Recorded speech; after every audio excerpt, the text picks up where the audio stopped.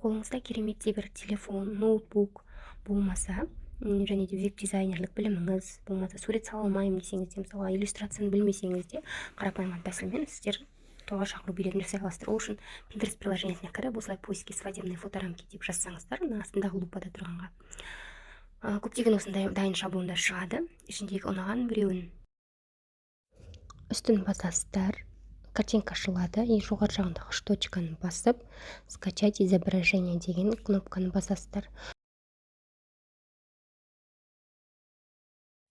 Студия приложениесіне кіріп, плюсик батырмасын басқаннан кейін осы жерден story формат, портрет формат деген сияқты форматтарын таңдап аласыздар. Мен портрет деген форматты таңдадым. И галереядан жаңағы скачать етіп алған шаблонымызды әкеліп қоямыз. Үстін басып таңдаймыз и осылай тартып, размерін келтіріп, орнына қойып аламыз. Птичканы басқан кезде ол сақталады. Жас жұбайлардың аты жөнін жазып бастаймыз. Шақыру билетін уже жазып бастаймыз. Текст дегенді басып, мына жерде аттарын енгізсеңіздер болады. Тоже птичканы басып ары қаратай сақтап аласыздар. Одан кейін астында пипетканы таңдап, плюс деген батырманы басып, мына жерде гүлдің немесе осы жерде тұрған бір фотолардың өзінен алсаңыз болады. Бір немесе екі түстен жасасаңыздар өте жақсы көрінеді. И осылай пипетканың барлығын тартып, керекті түсті өздеріңіз шығарып аласыздар. Қазір мен есімдерді золотистый қылып жасағым келіп тұр, мына жердегі рамкаларға байланысты. Сондықтан біз Pixel Lab деген приложениеге кіріп, сол жақтан аты жөнін жазып аламыз. Pixel Lab'ты ашқаннан кейін осындай бет ашылады. Инау центрі 25 деген соны үстін басып, керекті жаңағы сөзімізді жазып аламыз. Окей деген батырманы басып, жазып болғаннан кейін есімдерін біз енді шрифттар таңдаймыз. Оңға қарай жылжытсаңыз, А кішкентай, үлкен А мен фонт деп тұрады шрифт. И сол жақта My Fonts деген жақта қазақ тілді шрифттар бар. Егерде каналға жазылсаңыздар, осы шрифттардың барлығын тегін беретін боламын. И өзіңізге ұнаған шрифттің үстін алып, жоғары жағынан аяқтан выделять етіп тұр ғой, сол көрініп тұрады, қалай болып жазылып жатқанын. Ұнаған керекті шрифтімізді осылай жазып аламыз. Аяқта кішкентай әріппен жазылып кетіп жатыр, қайтадан дүзеп, үлкен әріппен жазып аламыз да, окей деген батырманы қайтадан басып, енді дәл осыны біз текстурасын келтіреміз. Бұл жерде ақпен жазылып тұр ғой. Енді бізге оның түсін өзгерту керек. Аяқтан жирный, курсив деген сияқтыларын қойсаңыздар болады. Ол бізге керек емес. Дәл қазір мен бұның түсін өзгертіп көрейін. Color немесе градиентті бассаңыздар, мына жақта өзіңізге керекті түстерді өзінің несі бар, пипеткасы бар бұл жақтында. Сол бойынша осылай үстін басып отырып таңдап, сары цвет, мына градиент қарасаңыздар, сұрдан сарыға кетіп тұр. Сол сияқты окей деген бассаңыздар, уже қазір көресіздер қалай өзгергенін жазудың.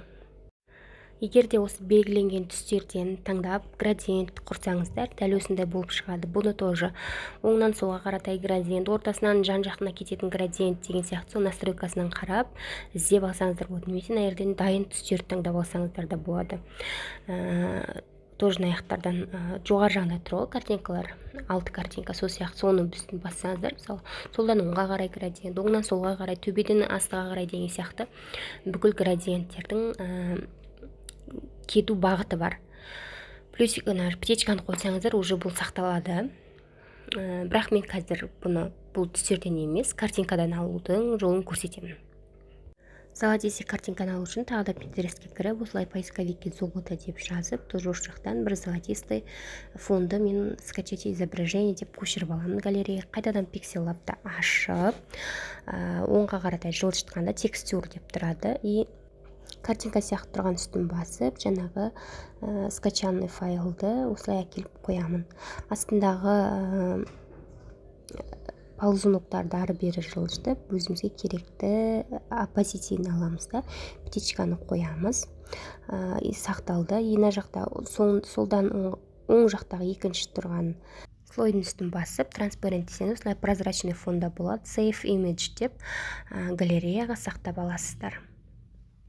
Келесі студия приложениесіне кіріп, жаңағы имиджді басып, галереядан жасап алған жас жұбайлардың есімдерін әкеліп осылай қоясыздар. Астындағы текст дегенді басып, ендігі шақыру билетіне жазылатын сөздің барлығын әкеліп мына жерге вставить етесіздер. Дайын билеттің сөздерін Google-ға жазып, осылай дайын тексттің біреуін көшіріп әкелсеңіздер болады. Шрифтін таңдап басында color дегеннен осылай пипетканы тартып отырып, мен жігіттің костюмының түсіменен сәйкестендірдім. Осы сұр түсті әкеліп қойып, размерін екі жағынан ұстап тұрып, тартып, кішірейтіп, үлкейтіп дегендей осы жаққа қоясыздар. Тексттің барлығын ретестіресіздер, орналасу орындарына байланысты. Мына жерде мен жеңіспен алтын айдың деп қайтадан өзгертіп алып келдім. Одан кейін құрметтіні жоғары шығарып, сіздерді балаларымыз дегеннен кейін сол тексттің барлығын жоғары шығарып, аты жөндерін барлығын өзгертіп, той иелерінің атын бәрін дұрыстап, осылай ретестіріп аламыз дәл қазір. Шрифттардың барлығы тоже менде қазақ тілінде арналған, оның барлығын тоже каналға жазылсаңыздар, сіздерде барлық осы шаблондар, дайын сторизға, инстаграмға қоятын рамкалардың барлығы, сторизға арналған шрифттардың барлығы менде телеграм каналда бар. Сол телеграм каналға сіздерге доступ тегін беремін. Мына жерде маған academy.kz деген кісілердің шрифттары ұнады, соны қойып, ары қаратай құрметті дегеннен кейін тойға шақыратын адамдардың аты жөнін жазып, тоже ретестіреміз. Тойға құрметтеп шақыратын адамдардың аттарын осылай әдемі бір шрифтпен әсемдеп қойсаңыздар болады. Мен осы Асылбек М02 деген шрифт таңдап қойдым. Астында size дегенмен размерін үлкейтіп кішірейтсеңіздер болады. Тоже екі түрлі ғана түсте, екі түрлі шрифт пайдалансаңыздар өте әдемі көрінеді. Және тойдың иелері менен тойға шақырылып отырған адамдардың аттары бірдей шрифтта болса жақсы. Дәл осылай тойдың қашан болатынын, қаншада басталатын мекен жайын деген сияқты банкетный залдың барлығы аты жөндерін осы жерден изменить етіп аласыздар. Мінекей мен барлығын ретестіріп болдым. Визуально әдемі жазылған. Енді сохранить дегенді басып, save дегенді басып, сохранить етіп аламыз галереямызға. Болды, шақыру билетіміз дайын.